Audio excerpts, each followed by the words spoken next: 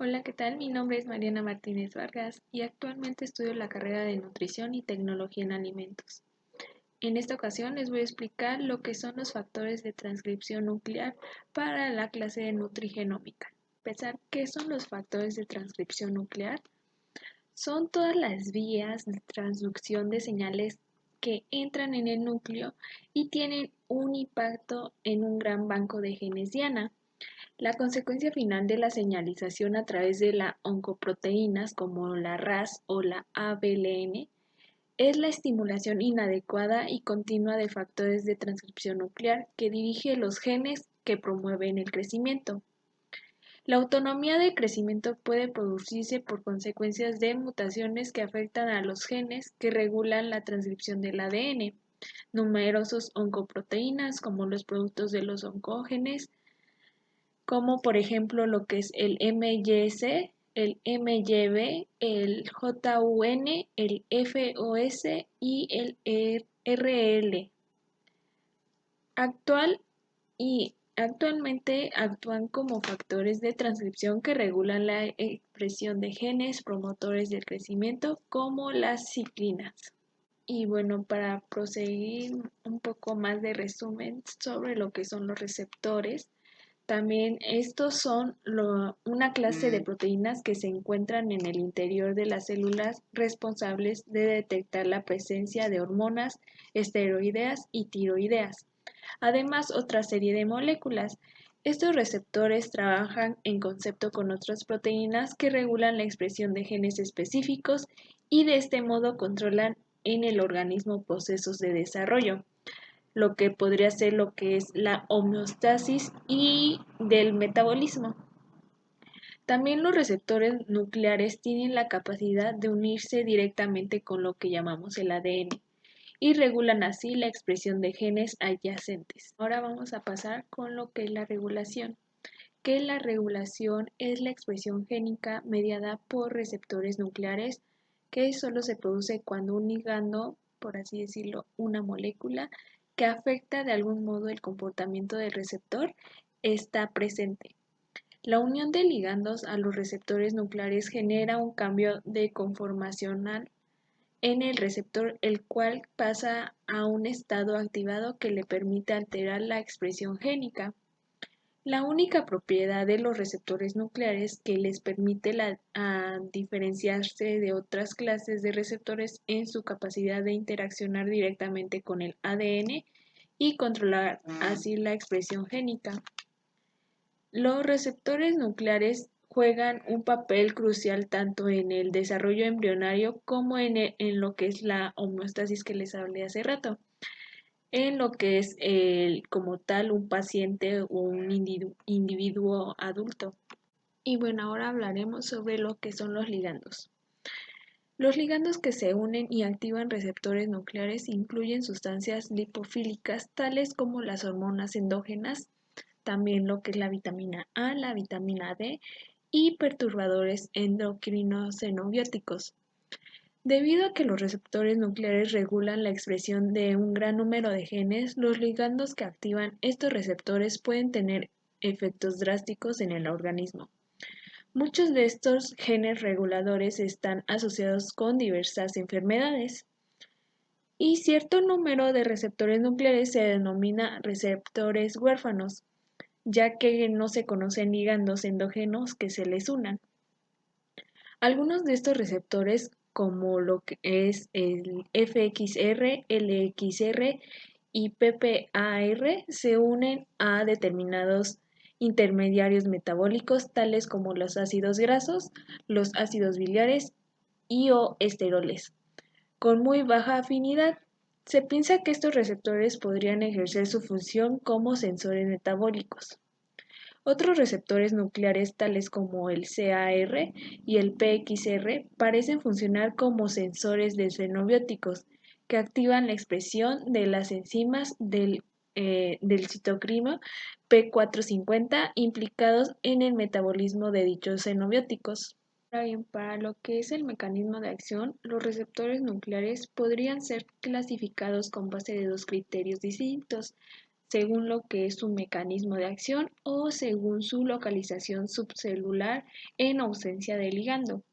Las sustancias pequeñas lipofílicas, tales como las hormonas naturales, difunden a través de la membrana celular y se unen a los receptores nucleares localizados en el citoplasma, que es RN tipo 1, o en el núcleo, lo que es el RN tipo 2 de la célula. Esto produce un cambio en la conformación del receptor que, dependiendo de la clase de mecanismo subyacente, ya sea el 1 o el 2, pone en funcionamiento un cierto número de eventos que finalmente darían lugar a la activación o represión de la expresión genética. Un ejemplo de este sería el NF-κB y la osteoporosis.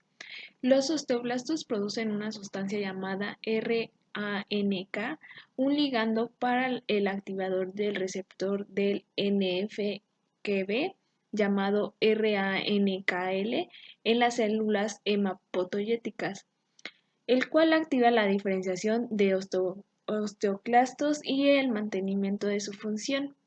Los osteoblastos también producen y secretan la osteoprogerina, un receptor que actúa bloqueando las interacciones del RANK y o puede también ser RANKL. La expresión incrementada de osteoprotegrina genera lo que es como tal, la enfermedad que ya conocemos, que es la osteoporosis. Un anticuerpo monoclonal contra el RANKL mostró una inhibición prolongada de la resolución ósea en las mujeres que la padezcan. También se evidenció que los niveles del RANKL estaban incrementados en mujeres posmenopáusicas deficientes de estrógeno. Por lo tanto, la interacción del RANK es crítica para diferenciar y mantener la actividad osteoclástica y por ende representa una vía final para lo que es cualquier factor patogénico en lo que es la osteoporosis, que actúe mediante la resorción incrementada del hueso. Hablaremos sobre el factor de transcripción general. Y para empezar, ¿qué es el factor de transcripción general? Pues son los factores por así decirlo, de transcripción generales, que su abreviatura sería FTG, y también son conocidos como factores de transcripción basales. Son una clase de factores de transcripción de proteínas que se unen a sitios específicos como los que son los promotores en lo que es el ADN, para activar la transcripción de ADN y el ARN mensajero. Los factores de transcripción general y lo que tiene que ser la ARN polimerasa y el mediador, que es un complejo de múltiples proteínas, constituyen el aparato transcripcional básico que primero se une al promotor y luego permite el comienzo de la transcripción. Como tal, estos también están íntimamente involucrados en el proceso de regulación genética y la mayoría son necesarios durante toda la vida. Como resumen, podemos decir que un factor de transcripcional es una proteína que se une a secuencias de ADN específicas, ya sea potenciador o el promotor que les mencioné hace rato, o ya sea solo o con las proteínas de un complejo.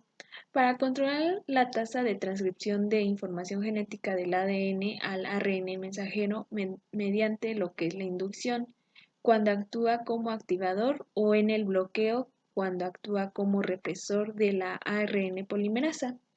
Los factores de transcripción generales se unen a los promotores a lo largo de la secuencia de ADN o forman un gran complejo de preiniciación para la activación de la transcripción. Los factores de transcripción generales son necesarios para que tenga un lugar la transcripción.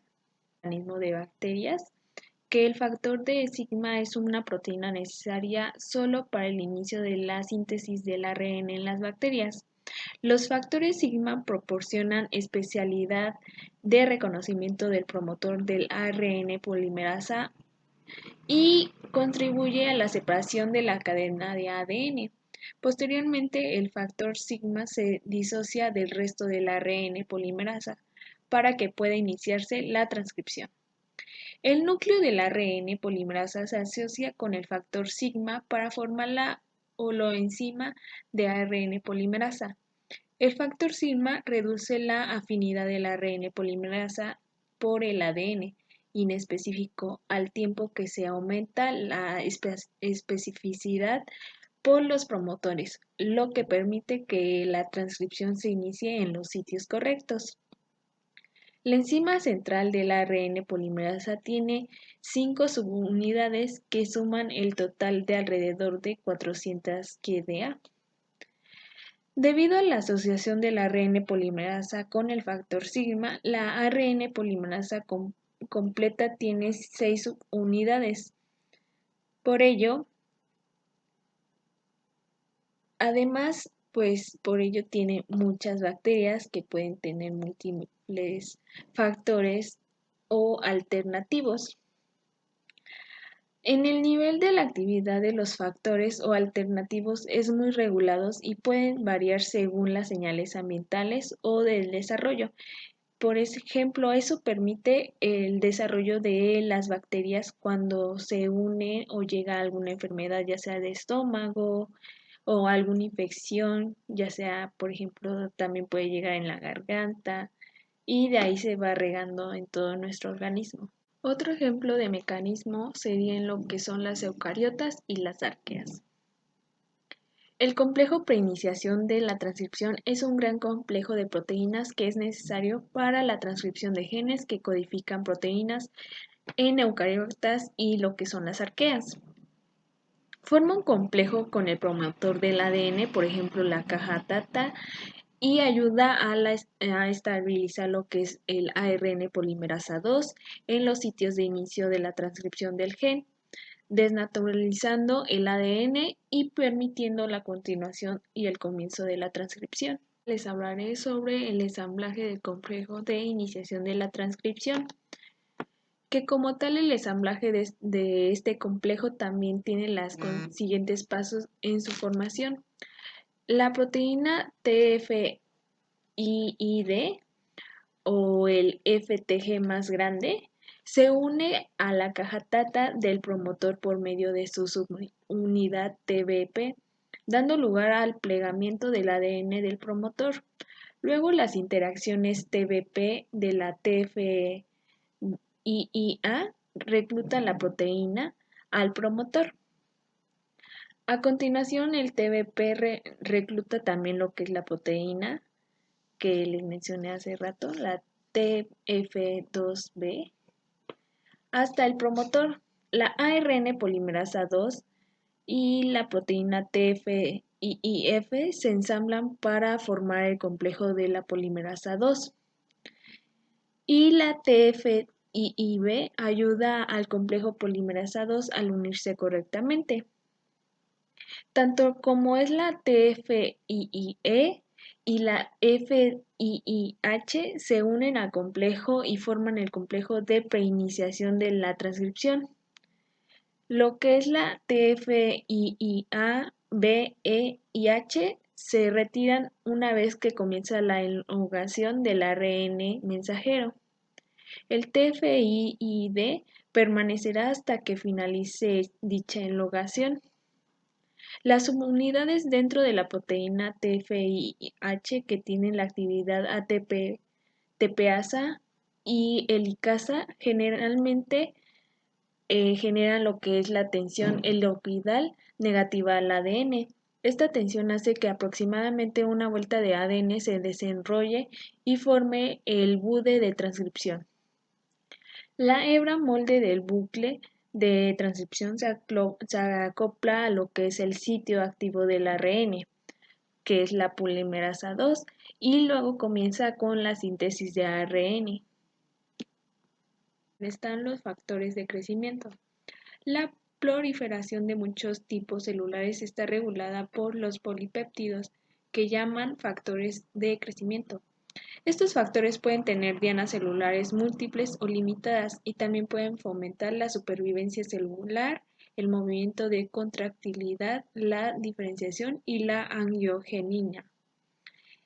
Todos los factores de crecimiento actúan como ligandos que se unen a receptores específicos que transmiten las señales a las células diana. Y bueno, ahora les hablaré sobre los mecanismos de transmisión de señales en el crecimiento celular. Según el origen del ligando y la localización de sus receptores, por ejemplo, las células adyacentes o alejadas o en la misma célula, se pueden describir de tres modos generales de la transcripción de señales que se llaman autócrino, parácrino y endocrino. Como tal, la transmisión autócrina de las señales, las células responden a las moléculas de transmisión de señales que ellas mismas secretan, lo que genera un asa autócrina. La transmisión parácrina de señales es un tipo de célula que produce ligando, que actúa sobre las células diana adyacentes que expresan el receptor adecuado. Las células que responden están en estrecha proximidad de la célula que produce ligando y en general son un tipo distinto. La transmisión endocrina de las señales, las hormonas sintetizadas por células de los órganos endocrinos actúan sobre células diana que se encuentran alejadas del lugar de síntesis, del cual en general se transportan a través de la excreción y vías de transducción de señales,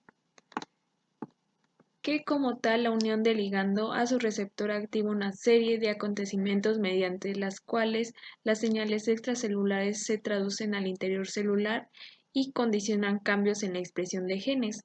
Los receptores se suelen localizar en lo que es la superficie celular diana, citoplasma y o núcleo. Los receptores con actividad tirosina sinasa intrínseca. Los ligandos de estos receptores incluyen la mayor parte de los factores de crecimiento, por ejemplo, el ligando de la KIT y la insulina.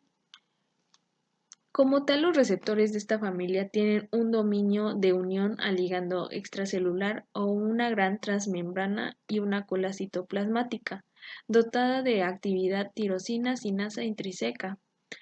Los receptores sin actividad tirosina sinasa intrínseca que reclutan sinasas, los ligandos para estos receptores incluyen muchas citocinas como el IL-2 y el IL-3 y otras interleucinas, interferones al alfa, beta y gamma. Eritropoyetina, factor estimulador de las colonias de granulocitos, hormona de crecimiento, y la prolactina. Estos receptores transmiten señales extracelulares hacia el núcleo mediante la activación de los miembros de la familia de proteínas JAK, que es la sinasa Janus, y como tal lo que son los receptores acoplados a la proteína G, pues estos son los que transmiten señales a la célula mediante las proteínas triméricas, que se unen al GTP, que es la proteína G. Son la familia más extensa de receptores de la membrana plasmática. Un gran número de ligandos transmiten sus señales a través de este tipo de receptores, como las quimiosinas, vasopresina, serotonina, histamina, adenina y noradrenina, calcitonina, glucagón, hormona paratiroidea, corticotropina y rodopsina. Un enorme número de fármacos habituales tienen como diana alguno de estos receptores. Los receptores de las hormonas esteroideas, y bueno, pues estos suelen localizarse en el núcleo y se comportan como factores de transmisión dependientes del ligando. Los ligandos difunden a través de la membrana citoplasmática y se unen a receptores inactivos y los activa para los ligandos a secuencias específicas de ADN. Y como tal, los elementos de respuesta hormonal dentro de los genes diana o pueden ligarse a otros factores de transmisión. Receptores de hormonas heteroideas. Los receptores de hormonas heteroideas son unas proteínas que pueden ser encontradas en la membrana plasmática, en el citosol y en el núcleo celular de las células en las que juegan un papel. Algunos receptores esteroideos no pertenecen a la familia de receptores nucleares que incluye el grupo de receptores homológicos tipo 2, los cuales los ligandos no esteroideos tales como la hormona tiroidea, que es la vitamina A, la vitamina D y receptores huérfanos, todos estos receptores son factores de transcripción. Dependiendo de dónde se localice la hormona esteroidea que unen estos receptores, se localizarán en el citoplasma y se translocarán al número tras la activación o bien se mantendrán en el núcleo esperado en que entre la hormona en cuestión y lo active. Esta translocación al núcleo debe producirse con una señal de localización nuclear NLS que se encuentra en una región del receptor. En la mayoría de los casos, esta señal está cubierta por las proteínas de choque térmico, que es HSP, que se unen al receptor hasta que aparece la hormona esteroidea. Tras la unión de la hormona, el receptor sufre un cambio de conformacionalidad. Las HSP se despegan y el complejo del receptor hormona penetran en el núcleo para activar la transcripción. Recientemente ha sido descrita una nueva clase de receptores esteroideos en la membrana celular. Los receptores esteroideos de la membrana, mejor conocidos hasta ahora, unen aldosterona y testosterona y podrían ser diana de nuevos fármacos en el futuro. Bueno, entre los tipos están los receptores tipo 1 y los receptores tipo 2. En lo que son los receptores tipo 1 encontramos los receptores de hormonas sexuales, los androgénicos, el estrógeno, la progesterona, el receptor de glucocorticoides, el receptor de mineralcorticoides y pues en lo que es el receptor tipo 2 encontramos el receptor de vitamina A, de vitamina D, receptores retinoides, el receptor de hormona tiroidea y los receptores huérfanos.